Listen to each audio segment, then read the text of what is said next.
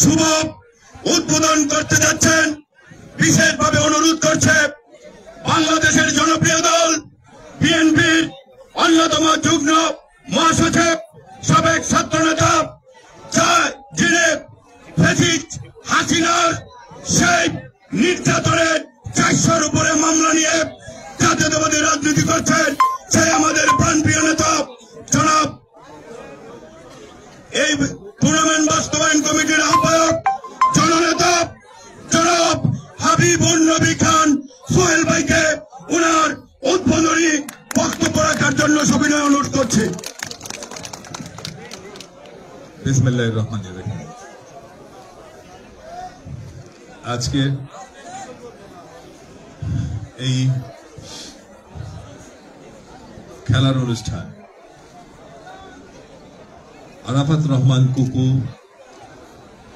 স্মৃতির প্রতি শ্রদ্ধা জানিয়ে এই খেলাধুলার এই ফুটবল খেলার আয়োজন।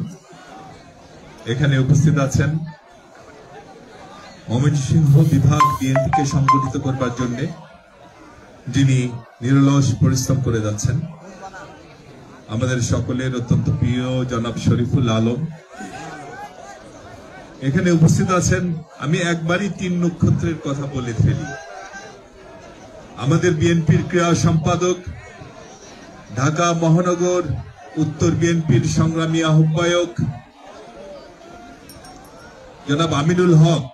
এই যে এখানে 3 জন মানুষ আছেন, কায়সার হামিদ এবং সাব্বির ভাই।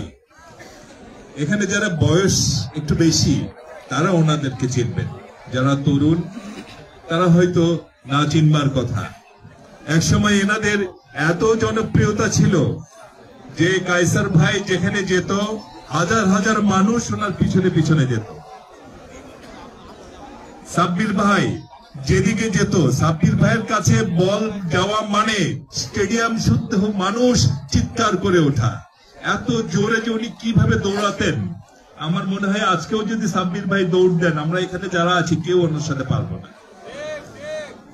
তো এই যে 3 জন মানুষ, কায়সার ভাই, সাব্বির ভাই এবং আমিনুল। কায়সার ভাইয়ের কিন্তু মা একজন মানে বাংলাদেশের একজন সেরা দাবারু জনাব রানী হামিদ, কিংবদন্তি দাবারু। আচ্ছা, এনাদের বাইরে আমাদের মাঝে আছেন আমাদের ময়মনসিংহ বিভাগীয় সহ সাংগঠনিক সম্পাদক, আপনাদের এলাকার কৃতি সন্তান ওহাব আকন্দ। আমি 18 সালে জেলখানায় ছিলাম এই ময়মনসিংহে। জায়গাটা এসে আমার কথাটা আপনাদের খুব একটা পছন্দ হয়নি।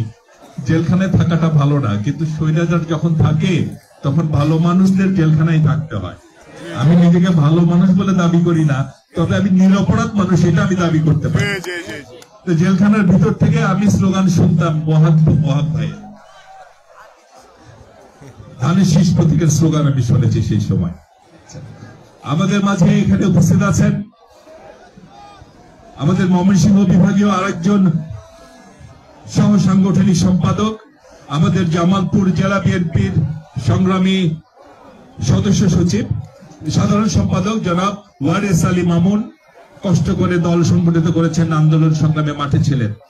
আমাদের এখানে আমাদের আরাফাত রহমান স্মৃতি পরিষদের অন্যতম সদস্য, আমাদের বগুড়া জেলা বিএনপির ভারপ্রাপ্ত সাধারণ সম্পাদক মোশাররফ হোসেন। উনি বগুড়া থেকে কষ্ট করে এখানে চলে এসেছেন এই খেলায় অংশগ্রহণ করার জন্য। এখানে আমাদের জেলা, আমাদের দলের বিভিন্ন পর্যায়ের নেতৃবৃন্দ আছে, জেলা পর্যায়ের নেতৃবৃন্দ আছেন, থানা পর্যায়ের নেতৃবৃন্দ আছেন এবং ময়মনসিংহের সর্বস্তরের ভাই এবং বোনেরা।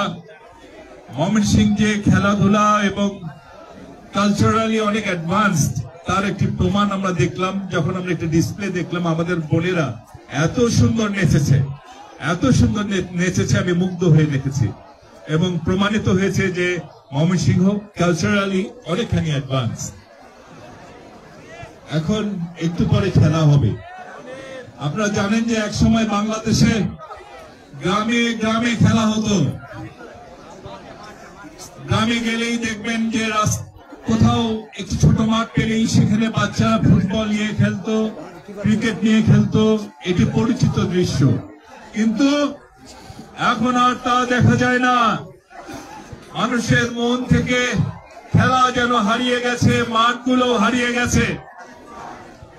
বিগত 15-16 বছর বাংলাদেশের জনগণের কোন বিষয় ভালো, যা জনগণের ভালো হবে এমন কোন বিষয় এই কথিত সরকার খেয়াল করেনি। তারা জানে যে জনগণের প্রয়োজন নেই তাদের, তারা কোনোভাবে ক্ষমতায় টিকে থাকতে পারলেই হলো। কিন্তু আমাদের দল সব সময় জনগণের জন্য কাজ করেছে, জনগণের ভালো চেয়েছে। এবং আজকে আপনাদের উদ্দেশ্যে বলে যাই, আগামীতে যদি বাংলাদেশে একটি সুষ্ঠু নিরপেক্ষ নির্বাচন হয়, জনগণ যাকেই ভোট দিক, যদি জনগণ ধানের শীষে আমরা ভোট পাই, যদি জনগণ আমাদের ভোট দেয়, তাহলে আমাদের ভারপ্রাপ্ত চেয়ারম্যান জননেতা জনাব তারেক রহমানের নেতৃত্বে আমরা বাংলাদেশের গ্রামে গ্রামে, পাড়ায় পাড়ায়, স্কুলে, কলেজে, বিশ্ববিদ্যালয়ে যে খেলাগুলো হারিয়ে গেছে, সেই খেলাগুলো আমরা জনাব তারেক রহমানের নেতৃত্বে আবার ফিরে আনবো। আবার বাংলাদেশের গ্রামে গ্রামে, পাড়ায় পাড়ায়, মহল্লায় মহল্লায় খেলা হবে। আমাদের নেতা জনাব তারেক রহমান খেলাধুলাকে ভীষণ রকম ভালোবাসেন এবং বলছি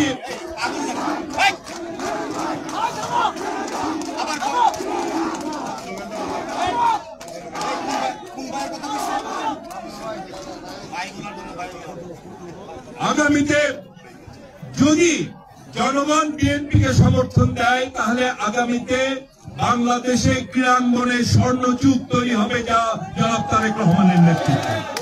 এবং শুধু ক্রীড়া না, কৃষি, শিল্প, শিক্ষা, সংস্কৃতি, প্রতিটি ক্ষেত্রেই বাংলাদেশের স্বর্ণযুগ ফিরে আসবে, যা আমরা হারিয়ে ফেলেছি এর মধ্যে কয়েক বছরে। আমি আর বক্তব্য দীর্ঘায়িত করতে চাই না। দুই দল খেলবে, হারা জিতা বড় কথা না, একসাথে সবাই আমরা খেলবো, এটাই বড় কথা।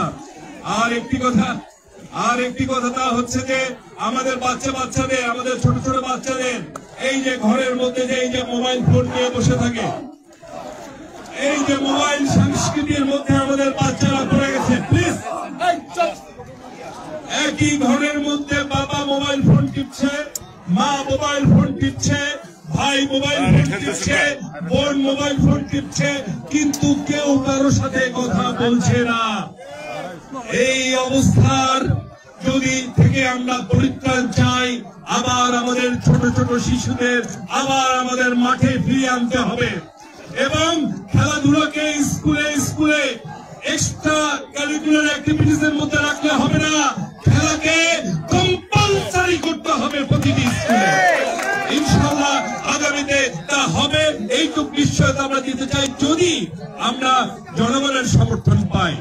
আর এছাড়া জনগণ যাকেই সমর্থন দিবে আমরা জনগণের সমস্ত রায়কেই আমরা হাসি মুখে মেনে নেব।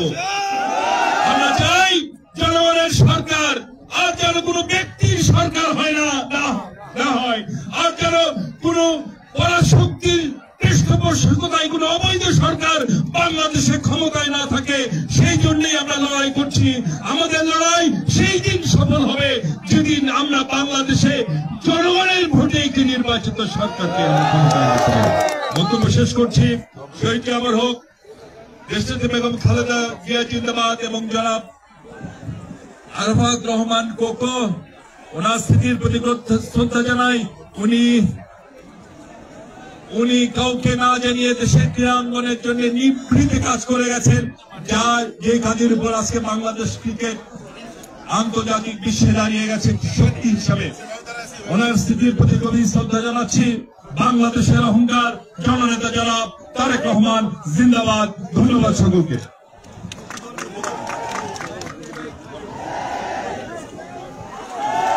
সবাইকে ধন্যবাদ জানাই। আমরা আল্লাহর নামে আজকের এই খেলার শুভ উদ্বোধন করার জন্য